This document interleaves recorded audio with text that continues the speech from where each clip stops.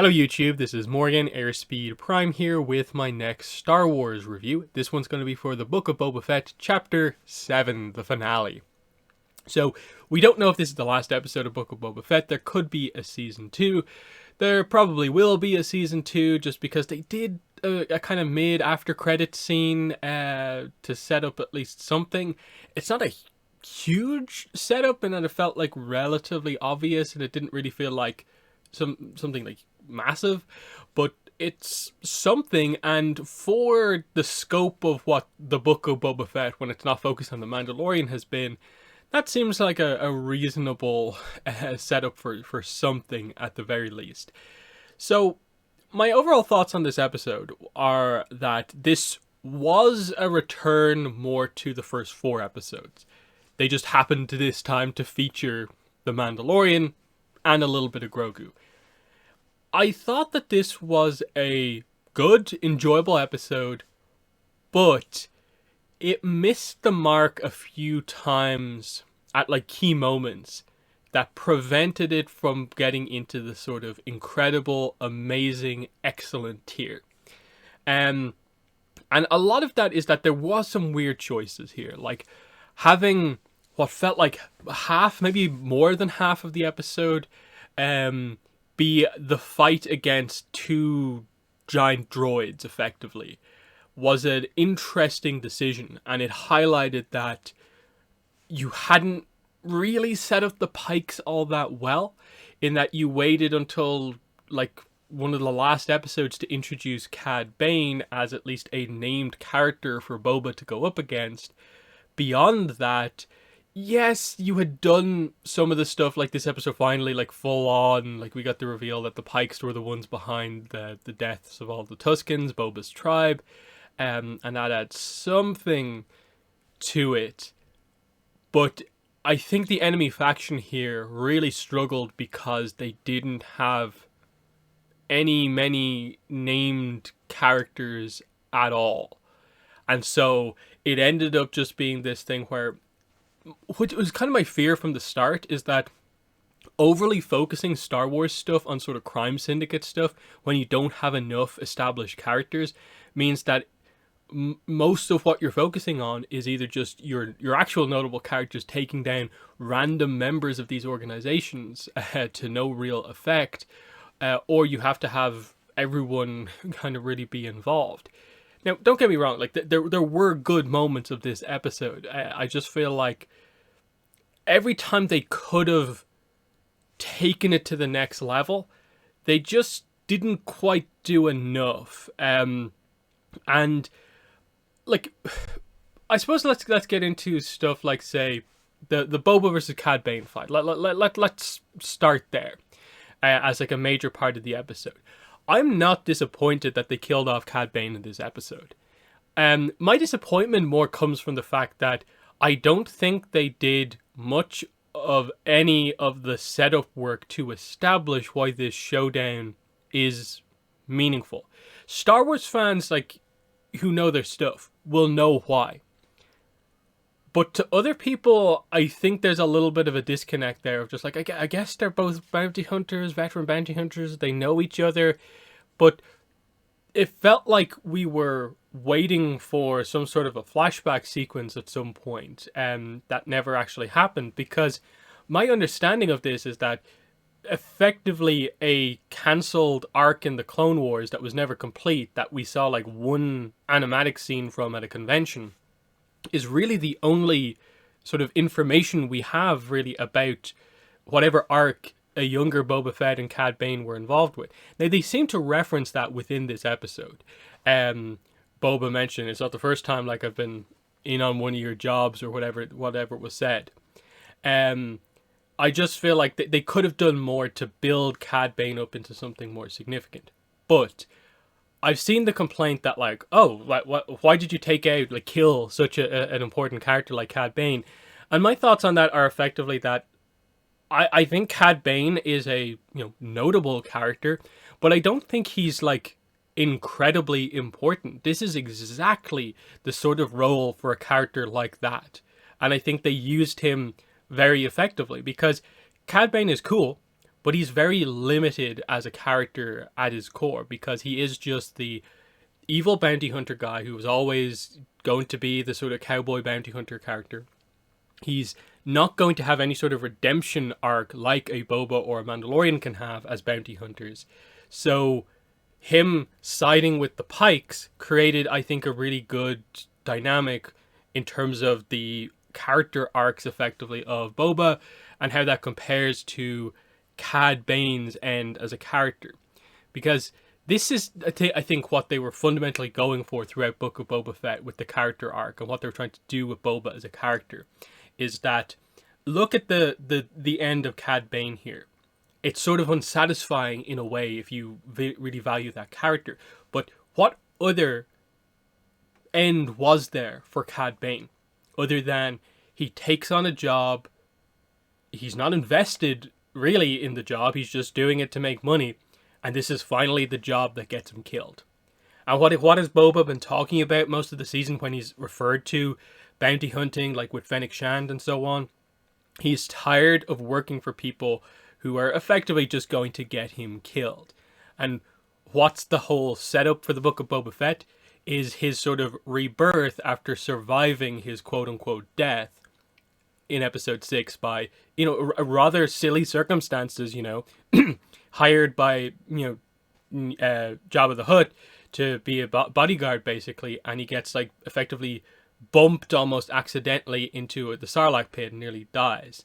For this thing that fundamentally he didn't really care about, had no real investment in, and him surviving and being helped and becoming a part of the Tusken tribe, it showed him a new way to do things, and he realized the sort of folly, in a way, of the life of a bounty hunter. And so that's what I thought was actually really well done in the Cad versus Boba fight, is that Cad constantly brought up the whole Tusken things, and that he actually learns from the Pikes that they were the ones who killed Boba's tribe, and he brings that up to Boba to get an advantage by making him emotional for the fight, and he brings it up again when they actually fight later on in the episode. And he's constantly needling Boba about you're a killer, you try to act like you've changed, but you're still just a bounty hunter at heart. And this is where I think the fight was actually reasonably well done. They have their sort of bounty hunter showdown. Boba's better. Cad Bane is better. He's a quicker draw. When it comes to the sort of battle of their sort of bounty hunter gadgets, Cad also seems to have the advantage. So how does Boba actually defeat Cad Bane? He defeats him in kind of melee, close combat, with his gaffy stick. The weapon that, I suppose, in a way, has the most sort of significance and sort of history to him at this point. The things that are most important to him are his armor and his stick. And there was a lot of significance, I think, to that, of him killing Cad Bane in that way, and showing that, again, he proves at the end of the episode and the end of the season, that his way of doing things with respect has ultimately succeeded. His way of leaving the bounty hunter life behind has also led to him, I suppose, being more fulfilled in a way in what he's doing, and that he's actually building something. He actually has allies and comrades now. And especially what I really liked was that even though this as sort of the ending scene of the Book of Boba Fett is not super satisfying, in that it just ends and there's no immediate suggestion as to what happens next, it was a good end for the character arc of Boba Fett, of just, he's walking through the streets of Tatooine, people are rebuilding, and people have honestly come to truly respect him now. He has sort of cleared out all the other factions, he's protected them, they saw him in action, front and center, doing this for them, and they now call him Lord Fett, not out of fear or that he's a crime boss, but because they actually do honestly respect him as a leader and someone who will try for them. So he has accomplished exactly what he needs to do, and he's are we even cut out for this? It's taken him so long to earn this, and it's this is a bit weird, honestly. But then we have him and the allies that he's formed here. He throws the fruit that was given to him to Chrysanthemum, who's clearly now sort of loyal to Boba. He's fully on the team. The mods make a joke about, is there any for us? It's like he's actually building truly his own family here. And I liked over the course of the episode, even though I'll discuss some of the action and the way exactly it went, I liked that there was that sense, scene to scene, of there is an importance placed on sort of, Boba, Fennec, them all sort of trying to protect each other.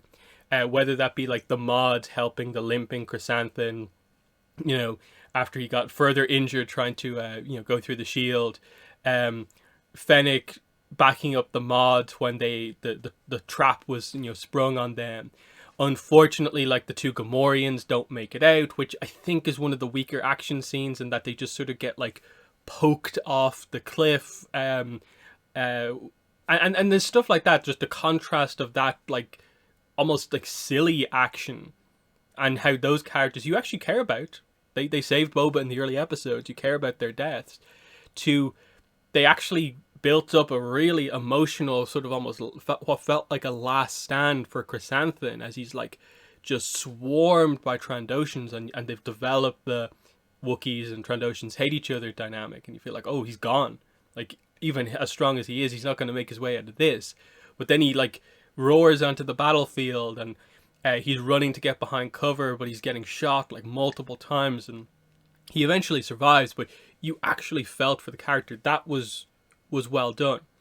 But then you also had stuff like, I felt like this was probably the most egregious example of just, because the characters are wearing Beskar, we can now do the sort of general blaster fire and have most of it hit the characters because it will just hit their armor. I think it almost comes across worse to have so many shots hit them in the armor but never actually injure them, or no shot ever hit where they don't have armor, than it is for like the whole Stormtrooper thing of them just missing all the time. It works in a lot of the Mandalorian fight scenes because he maybe takes a blaster bolt or two as he closes the distance. But here, where they were just out in the middle of the open and there was long range, mid-range people shooting at them, it just felt like, how are none of these hits, actually injuring them? I get they got across like roughly the idea that there's a concussive effect of these laser blasts, as well as just the sort of if you get hit, the sort of disintegration sort of aspect to it. But it just was a little much in a few of those scenes where it just felt like it's cool, and it was cool to see this the first time of like, wow, someone really just taking some bolts. But it's maybe was a bit much to see the two of them back to back just being like peppered with shots, and none of them actually, damaging them in the end. The droids, as like what most of the action scene was focused on, I thought they were cool because they were like super destroyer droids, super droidicas. And I like that they addressed that sort of dynamic of like, shielded enemies like that are actually really difficult to deal with typically in Star Wars.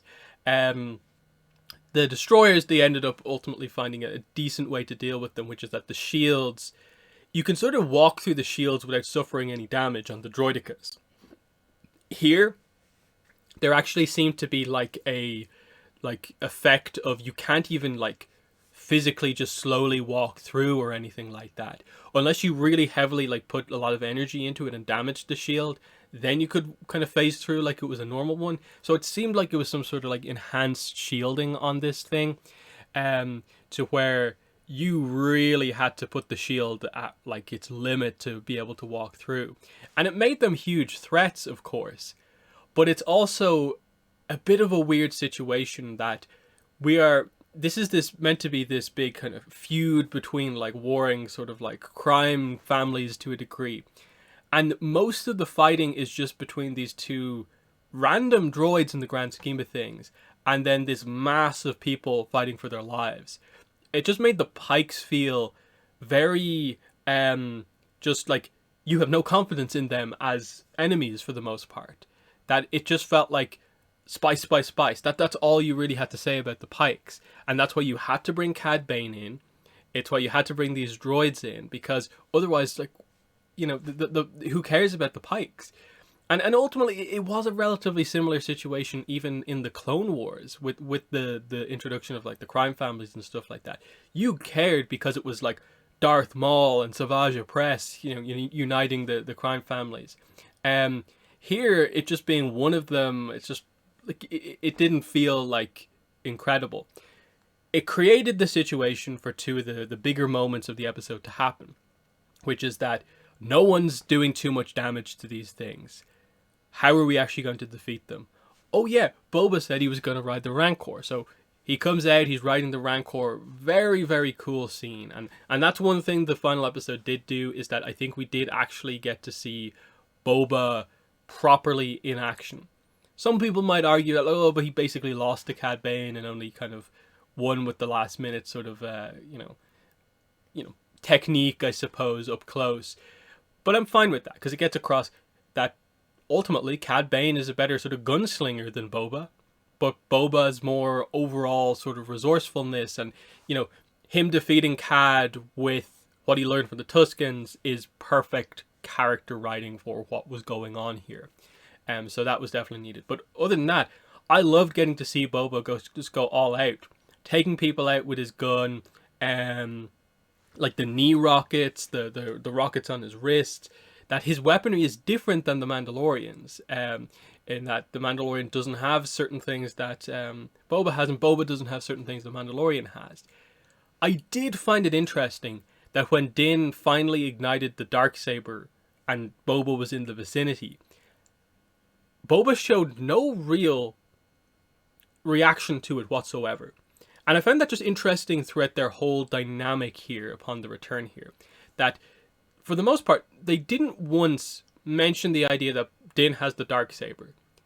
They briefly discussed like the Mandalorian creed, and that the creed is the reason Din is going to stay and potentially fight to the end with Boba. And Boba's kind of like, you follow that thing, like being very dismissive of it. And he's like, oh well, I'm glad you do. So a bit of a weird thing where like it got across that like, I guess he sort of understands there's sort of a Mandalorian code, but like he doesn't necessarily treat it as being anything important. And it just made it clear that I guess this iteration of Boba, they're not placing any particular importance on any connection like his father had to Mandalore. The only Mandalorian real connection with Boba is just the armor, which is important to him more or less just because it was his father's armor, more so than any Mandalorian connection whatsoever. Which also, I suppose, helps to explain why the Darksaber held no real appeal to him at all. He has his own melee weapon already, which relates to his past, and so on. I guess the lightsaber just doesn't hold any real appeal to him. And I thought that was fine in the grand scheme of things. I think some people were maybe expecting them to fully integrate like Boba into the Mandalorian plot, but I actually like that in the end they kept Boba to this almost like side story, that whatever they do next with Boba, he's establishing something on Tatooine that I guess is going to make Tatooine stand out a little bit more in the galaxy. I'd love to see him actually transform it back into something that maybe the planet begins to like heal or change in some way, where maybe an ocean begins to develop once again. Like he really has a major effect on the planet. And that's the only, I suppose, truly major criticism I'd have here, is just that the series does end with just, like I said, sort of what I hoped they wouldn't end on. His way of ruling with respect has worked. Cool. I like what they did with that in terms of like really justifying his character and what it is now. But what next? Like, what now? He has his family, things are going well in Tatooine, people respect him, but like, what next? Are we just building up the next threat for him to take down? Or does he have greater plans than this? And that's where like season 2 of Book of Boba Fett could happen, it might not happen. Or is Boba just now in a position here where he sort of now owes the Mandalorian one for helping out? So if the Mandalorian needs help, Boba actually has a pretty major position of power here if he needs to do something. Is that just what they're setting him up as? I get it. Like, he's an important character from the original trilogy, and they've now properly characterized him, and I like what they've done with him, because I have found it a little bit weird, some of the criticisms that I've seen for, like, the show in general, of just like, this is not my Boba Fett. And I'm kind of like, what character did we really get for Boba Fett from the originals, other than he is a bounty hunter? He is basically the best bounty hunter. He has cool armor. That was basically Boba in the originals. Obviously, there's Legends stuff with him that they did that I know a lot of people like, but is obviously not really canon anymore. Beyond that, I think most of his character came from what we learned about his origin from Attack of the Clones, what they did in the Clone Wars with the character, and now what they've done with regards to, telling the other side of that story. With Boba in the Clone Wars, we saw the sort of early days of him, trying to get revenge for what happened to his father, and then taking up the mantle of being a bounty hunter as well. So they're just following in his father's footsteps. But coming out of this, there's almost a sense of, like, realizing that what got his father killed was he took effectively a bounty for, Count Dooku, and that got him killed.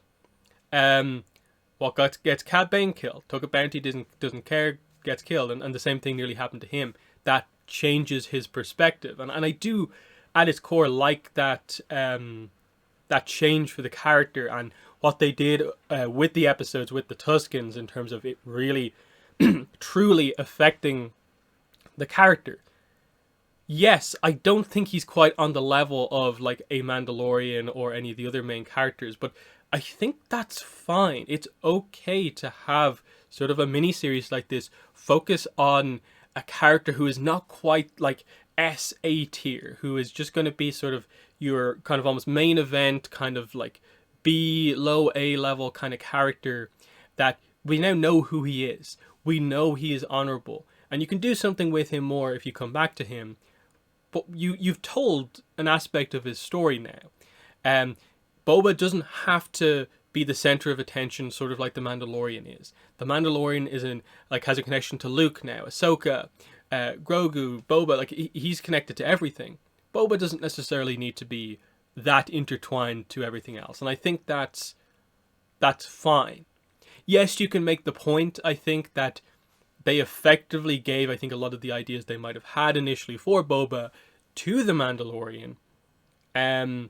But I think this fits the character of Boba Fett quite well, what they've done here, given that the character is, older at this point. I that has to be acknowledged as well. What else?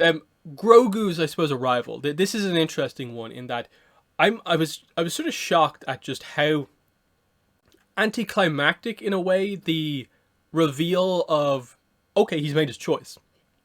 We don't see him make the choice in the moment, in that we don't see him pick up the armor and ignore the lightsaber. We don't see Luke's reaction to it. He just arrives on Tatooine. Now, interestingly, it is sort of R2 piloting the X-Wing to bring Grogu here, and it doesn't seem like, we don't see any of that stuff.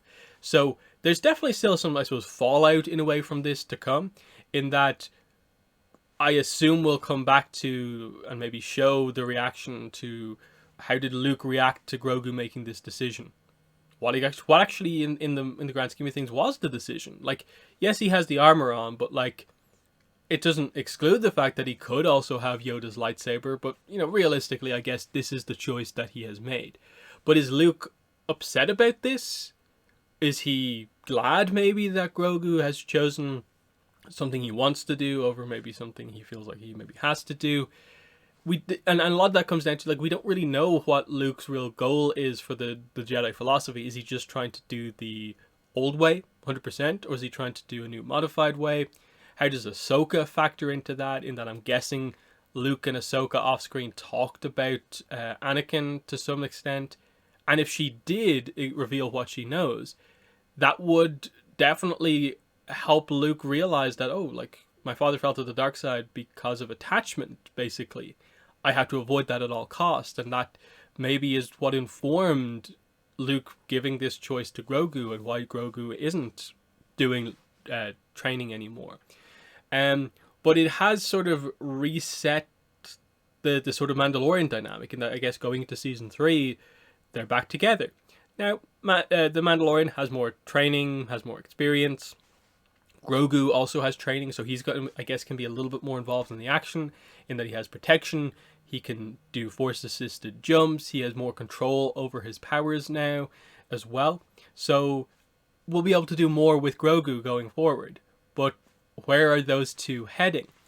Obviously, the Mandalorian is probably going to want to go to Mandalore, potentially just to redeem himself for taking his helmet off, but that might show him, here your first time going to Mandalore, you are technically the ruler of this place because you own the Darksaber.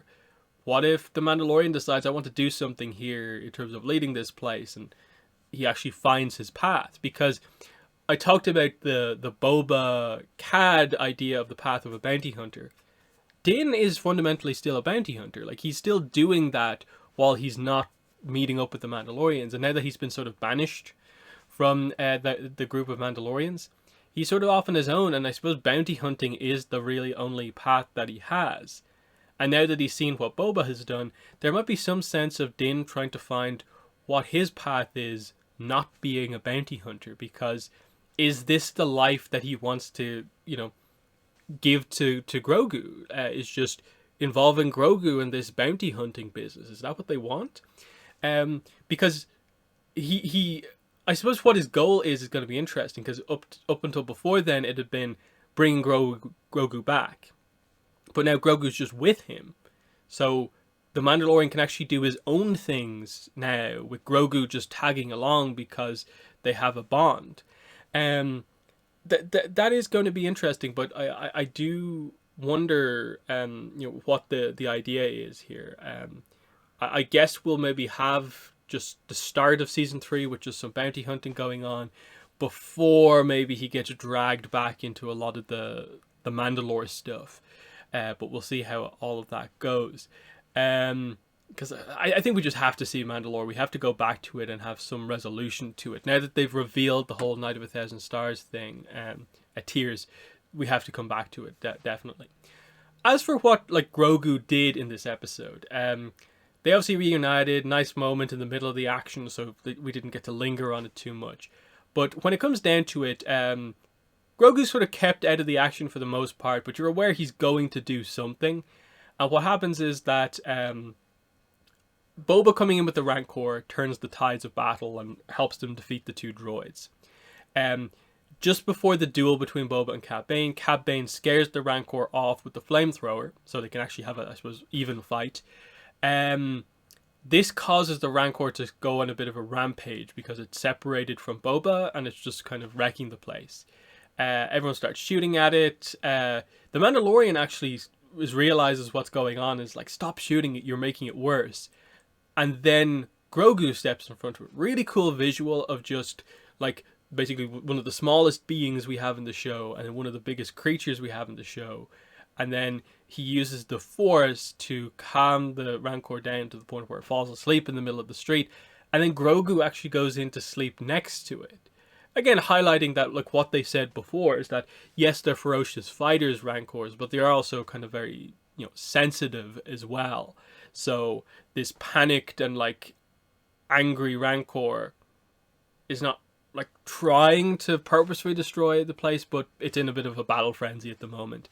Grogu calms it down, and it was a cool display of power and more control. So that was definitely good to see. Any other things to talk about here? Fennec is kept out of most of the main action, in that they only have a quick scene right at the end where she sort of wraps things up. She saves the mods initially and then heads out. And she is the one who effectively assassinates the mayor and kills the leader of the Pikes back at their base.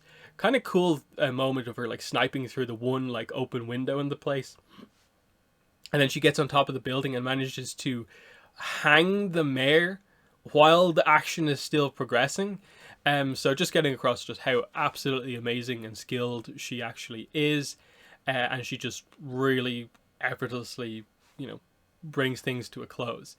The people of Freehold do arrive onto the scene because they think Cobb Vanth is dead, and so they're coming here to sort of avenge him. That I like the idea of like they almost wouldn't have come if this didn't happen, but they have to avenge what happened to Cobb Vanth. That they really respect him. So that was a nice scene to see.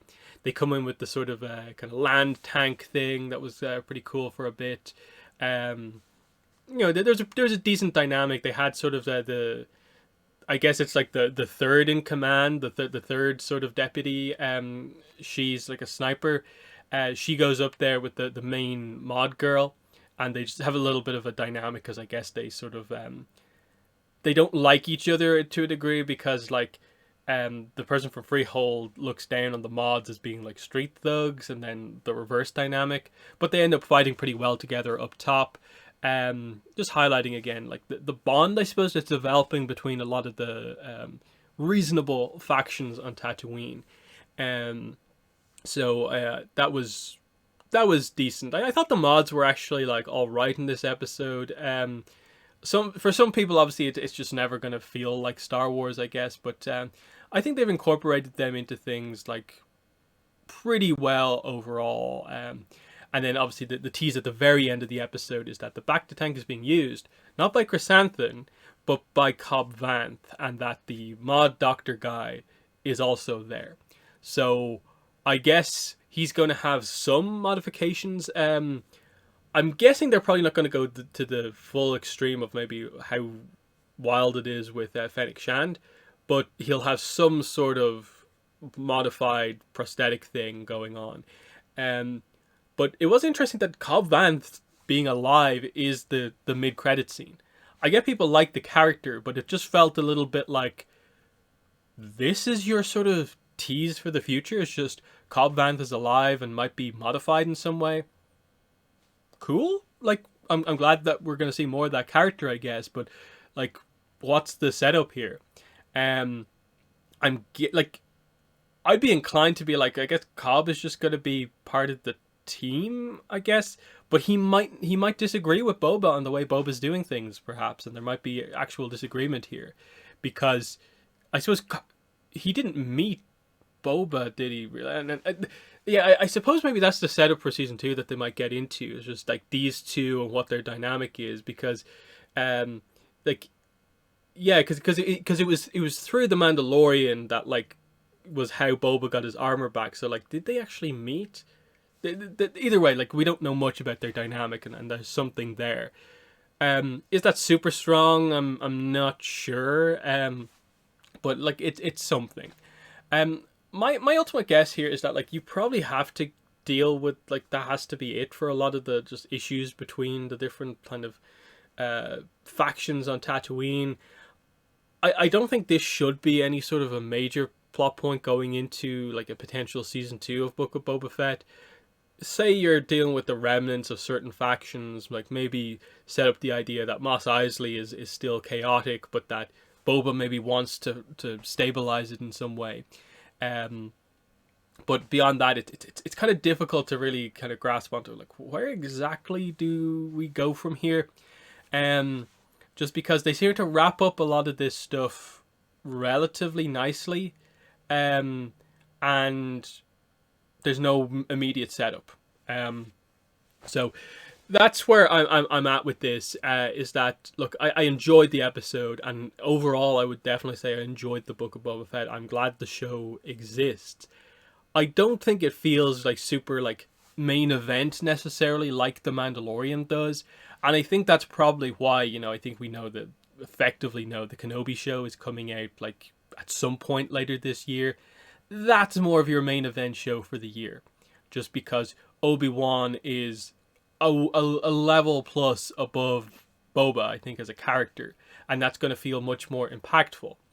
But I think there's always room for something like this, and I can see them continuing it just because it's a way to have quality Star Wars TV on the air while not like having to commit to it being like crazy budget, because it's mostly focused on Tatooine and they're not doing too much else. So I overall like I think this was a success at its core, but they definitely need more of a stronger like main plot for Boba to make him just stand out a little bit more, because the very direct, kind of rather simple, just crime syndicate plot didn't really do all that much, and they were still ultimately very reliant on Cad Bane being introduced last minute, and then these random droids to make up the bulk of the action. And then there's almost a sense of like, we need the Mandalorian here to save this, kind of. I still think Boba's character arc, even though it's maybe not as strong as maybe people wanted, I like what they did. This being the transition from him from the path of a bounty hunter to respected leader of the planet, effectively. I thought that worked. So they're my thoughts on the final episode of Book of Boba Fett. In the comments, let me know what your thoughts are, but that has been the video. Thanks for watching, and bye.